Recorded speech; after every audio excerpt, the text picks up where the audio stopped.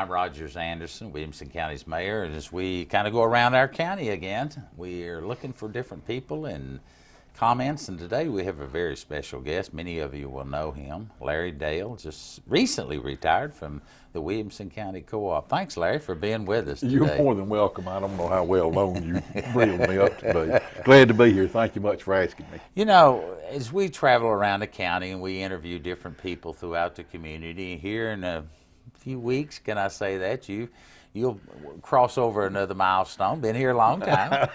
And tell us a little bit about Larry Dale. Where did you come from? How'd you settle here? You know, my parents lived here. I'm one of the few that you'll meet that's from Williamson County here. Lived out in the county off Horton Lane, and when I was roughly 6 months old, moved right over here to Battle Avenue, just a couple of blocks from where we are right now, and lived there all through high school and college years and all that. Went to school here locally. Now, where'd you go to school? I went through the Franklin Special School Districts, and then I went to BGA through high school. And then I went to the main campus of UT. Most folks don't realize it, but the M in UTM stands for Maine instead of Martin. But no, I went to Martin up there, and just wouldn't take anything for it. Just really had. Now, when you were here in 60 plus years ago, and you were involved in the community, did you have an ag background? Yes, my father he farmed.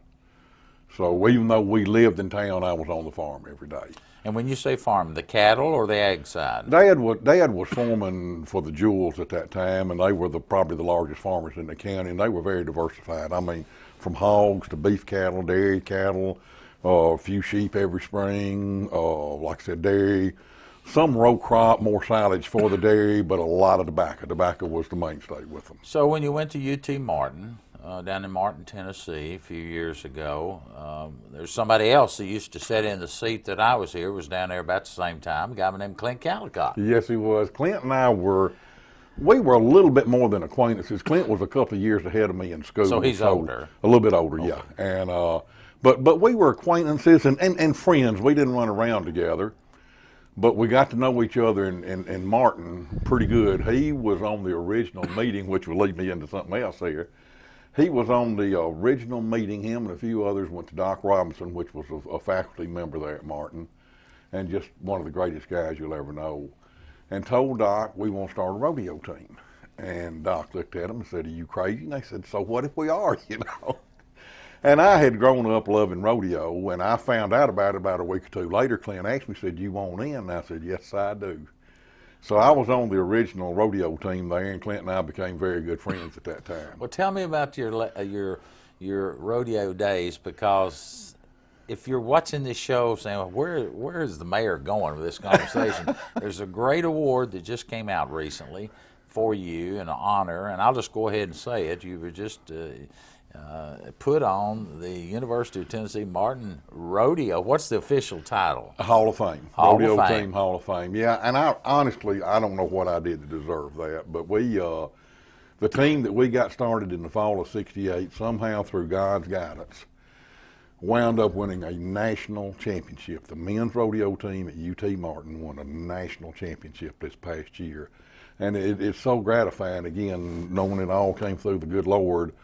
But a little spark that we might have started back in the fall of '68 led to a championship in 2014. And again, I don't know what I did to deserve to get in the Hall of Fame, but it was a great honor, and I was inducted this last weekend at Martin at their college rodeo. Now, what events were you involved in on the rodeo? I did bareback bronc. I rode one bull, and that was enough for me. I attempted bareback bronc when I rodeoed. You know, not to pick on you, I just can't imagine you being bareback. Rogers, that was 45 years ago and over 150 pounds ago, okay?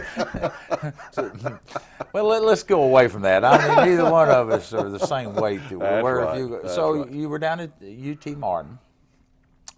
You finished up school down there. I'm sure had a good time. Wound up back in Williamson County. What happened? Here's what happened. I wound up meeting my bride down there, Patty. She was Patty Wilson from Jackson. We've been married now 43 years, got the best wife in the world. To put up with me, she's got to be. But anyway, we met, and instead of starting my senior year in college, Vietnam was at its height, and my lottery number was 23, so I was going to get a diploma in one hand, and Uncle Sam was going to grab it by the other.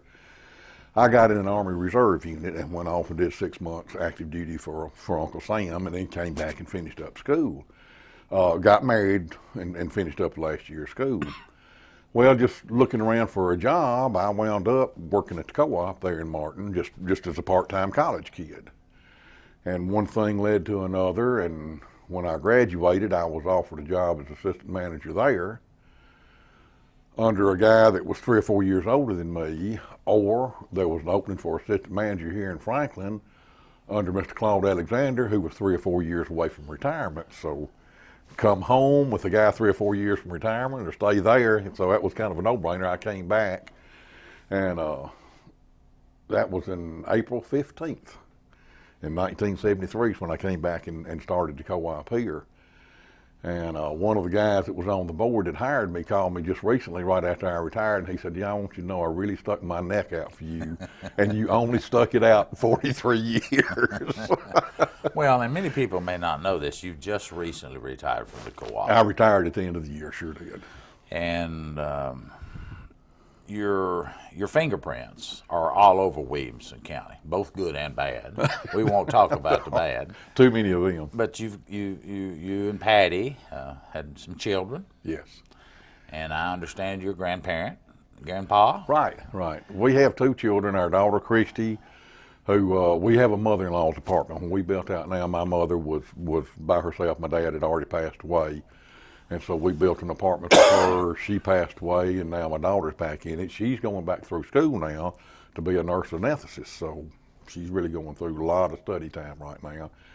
And then our son is married with, he's got 3 sons. They live in Knoxville, so we don't get to see them as much as we'd like to, but there we go. Larry, let's digress a little bit. One of the things that I've known you for many years is your involvement in the community, and as the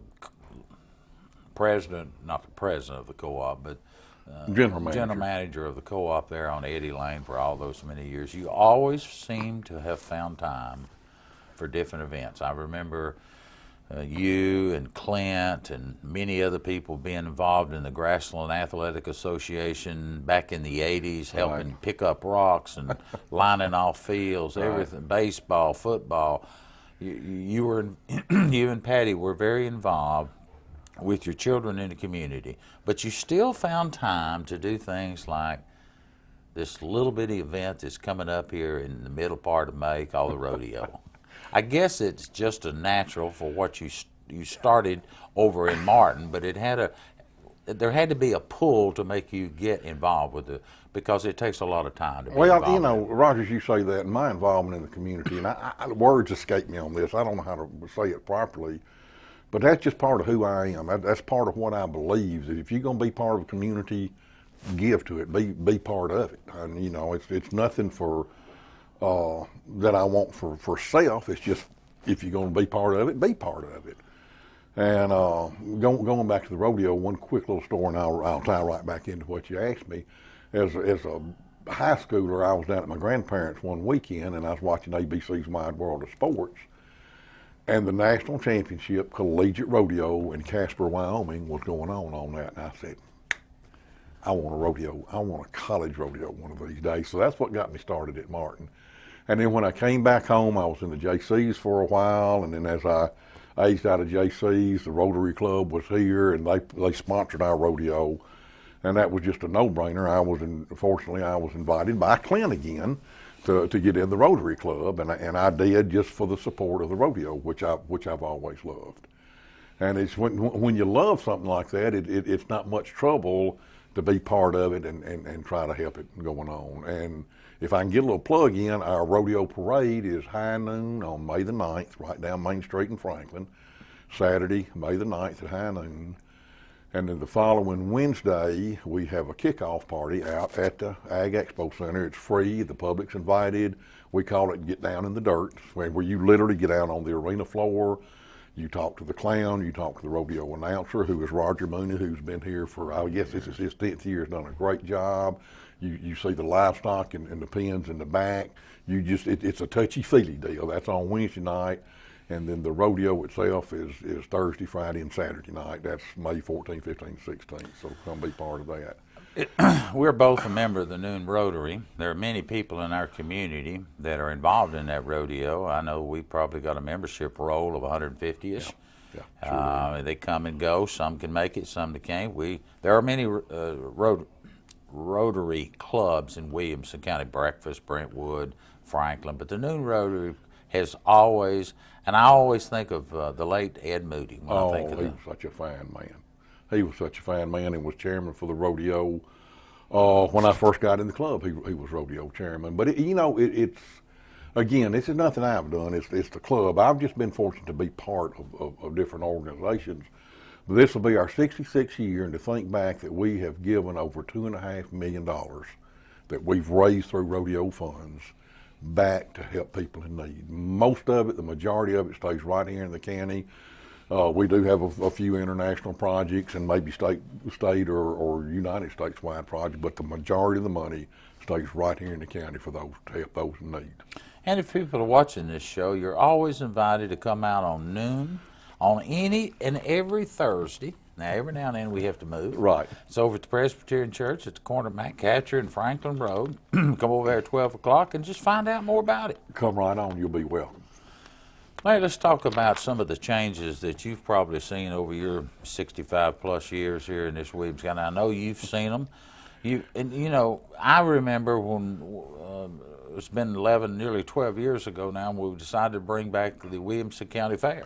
Oh, that's been such a great event, and that has pulled the community together. And you meet people and work side by side with people. You get to know them, and it's just one big thing about the fair is that, again, it helps promote agriculture and lets people know where their food comes from. And a lot of people don't realize where their food and fiber come from. It's not made in the back door of Kroger's. It's actually grown. But the different events that it does, it's just such a great project, and you've done such a great job as chairman of it. Well, and Diane as well. Well, there's just so many people, but the whole fair, the whole purpose of the fair, and we won't make this show about the fair. We'll talk about it as it gets a little closer to August and the theme that we've taken on this year. But the people that have been involved is just amazing to me. You know, we have three paid people. We have two on commission. One's helping selection. But we have one secretary. The rest of the 1,200 people are all volunteers like yourself and me. I asked Diane right before we came up here this morning.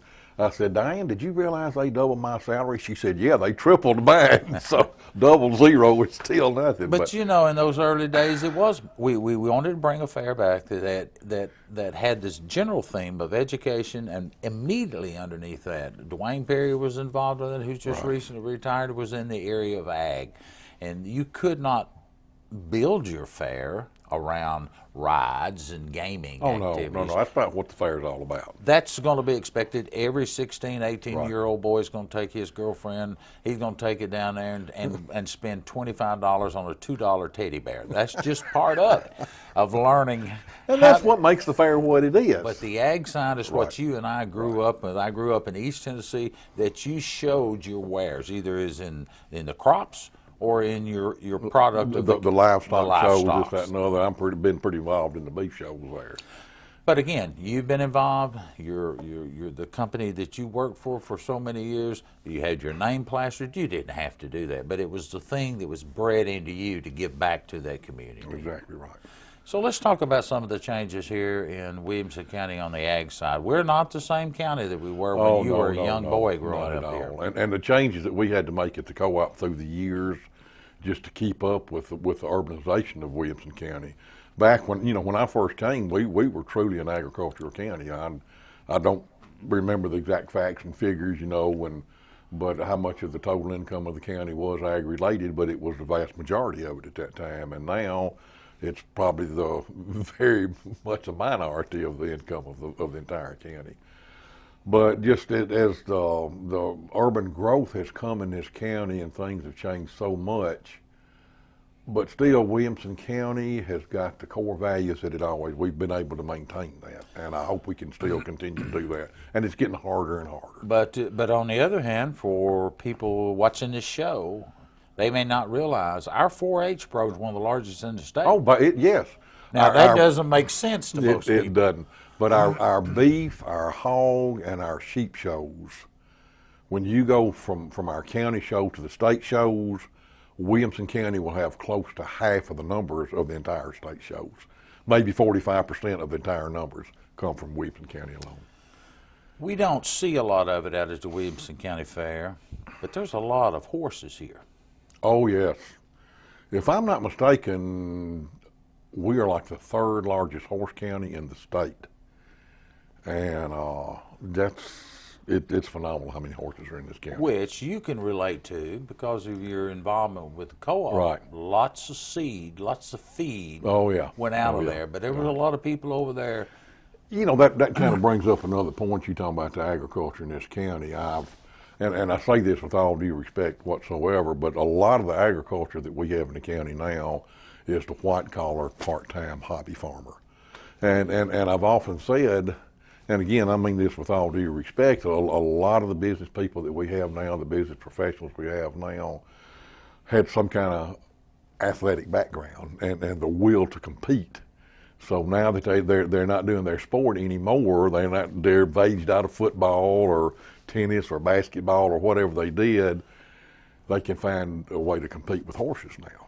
And they just love it, and it's just that you've got that competitive edge in you, and that's just their way to vent it out. When you think about men and women in this community over your 65 years, and you kind of live on the old Hillsboro route going out to what was Hillsboro, now everybody refers to it as Leapers Fork.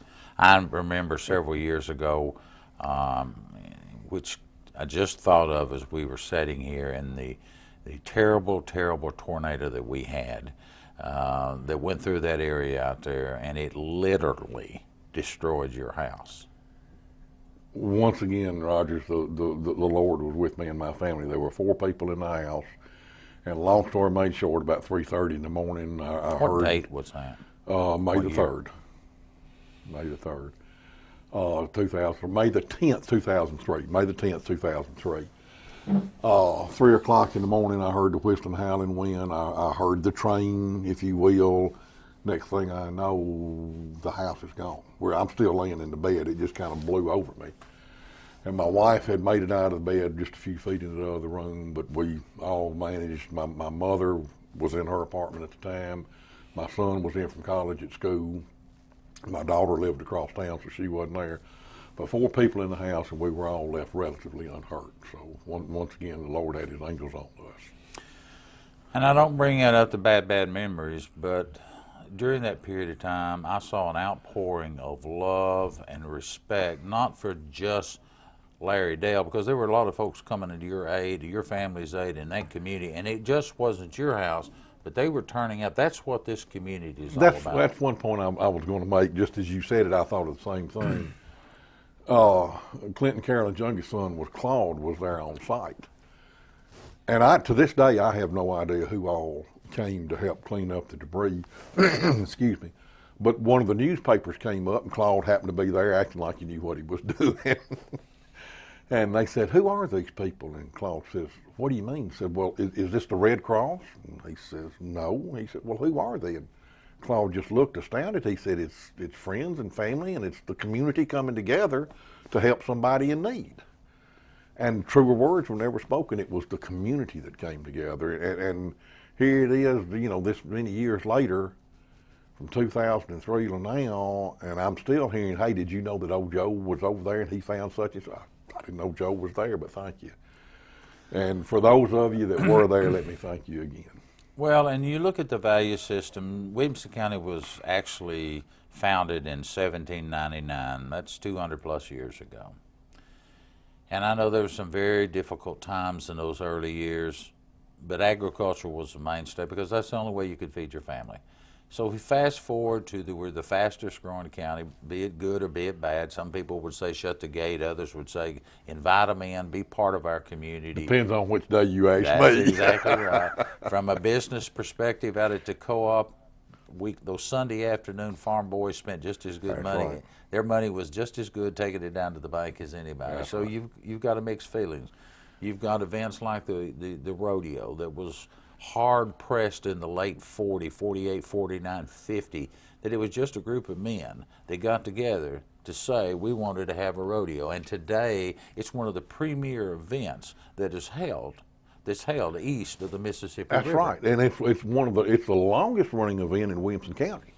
Then you fast forward to many other activities that have been here, and Larry's Dale and Patty Dale's name keeps popping up, and there are many others. That's not to say you've steered it all, but you've been involved on those wholesome activities, and so there are many other pieces. This next generation, your son's in Knoxville, I've got 2 children still living here, 1 moving away, but there's that next generation that we're seeing that was the Rogers Andersons and the Larry Dales that are going to take over and continue this wonderful community that we've got. But I look back at some of the men, some of the people that probably had an influence on your life.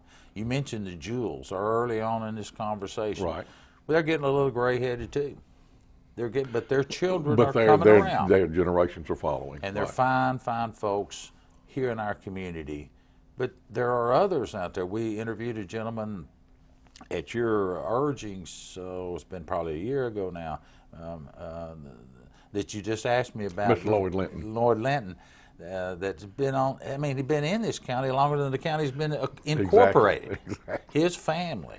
And that tradition we have today for folks watching this show, I encourage you to go to our archives, go to our libraries, look at some of the century-old farms that we have here in this community. We have over 3 dozen farms that are over 100 years old in the same family. But interesting, we have several over 200 years. Right. You've got the Bob Rings of the world.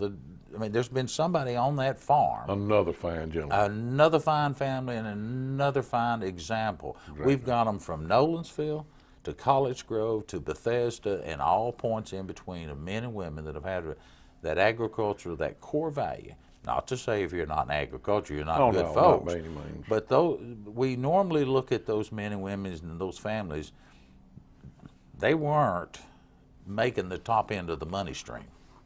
Not in ag. But they, like you said, they were the core values. They were the roots of what made Williamson County what it is. A little bit of a change of direction. Where's Williamson County going to be in the agriculture side in the next 25 years? I think with the equine interest that we have here, with the interest in horses, the hunter jumpers, the rodeos, I don't know so much about the walking horses anymore. But roping is a big deal. Hunter jumper is a big deal. I think we'll always have some type of agriculture in Williamson County. It won't be the bread and butter, put food on the table as much as it has been in the past, but it will be some. Larry, we've just been given notice. We've got about 5 minutes to go, and I'm like most shows that we do. First of all, I want to say thank you, but second of all, I have probably omitted something that needs to be said about you, the Dale family, or I've missed some aspect of it because we didn't have notes. This was a time for the folks to get to know the Larry Dale that I know. The only thing, Rogers, that I would want to add, my parents taught me to surround yourself with the right kind of people. That was just hammered so much on me as when I was a kid, and that's what I've tried to do. And it's nothing that I've done, it's nothing that my wife's done, but we've tried to be part of the right group of people. And once again, through the Lord's guidance, I think I've been in the right group, and it's nothing that I've done. I was just associated with the right people. Well, I wouldn't say all of them are good people. I mean, I know a few of your friends. But we said at the beginning we weren't going to talk about the bad. You've been retired now a couple of months. Right. Loving every minute of it. I've laughed and said if I'd known I was going to like it this much, I'd have done it 50 years ago. So what's the Larry Dale doing now? You're still going to be involved in the fair. Yeah, You're still going to be. In fact, you mentioned here in mid part of May, the rodeo will be coming around. We encourage you to come out to the Ag Center. The Thursday night show, you can buy tickets right at the gate. Friday and Saturday getting kind of tight on tickets. They sure will be. Just come on out and be part of it. We'd love to have you. And you're still involved in those activities, and I'm sure you and Patty are going to do a little traveling, seeing the Grand Hill. I'm still trying to find my niche and my everyday deal. Everybody says, you'll wonder how you ever had time to work. I'm beginning to get there. But I love it, and I appreciate the opportunity to be on this show, and just anything I can do to help, let me know. Let me kind of wrap up here a little bit. Larry, thank you for your many, many years of service that you have provided our county again, for your involvement in the business community, because that's not a side that most people would see, but the co-op's been an integral part of our community for a long time. One of the oldest businesses in the county. And pretty much been at the same location for the last. Moved out there in '67. About the time you were finishing high school. Exactly. I finished in '68. And that was a pretty good distance off of Eddie Lane in those days. That was in the country. It was in the country. It's hard to believe that you're just completely swallowed up by residential and commercial development all throughout that area.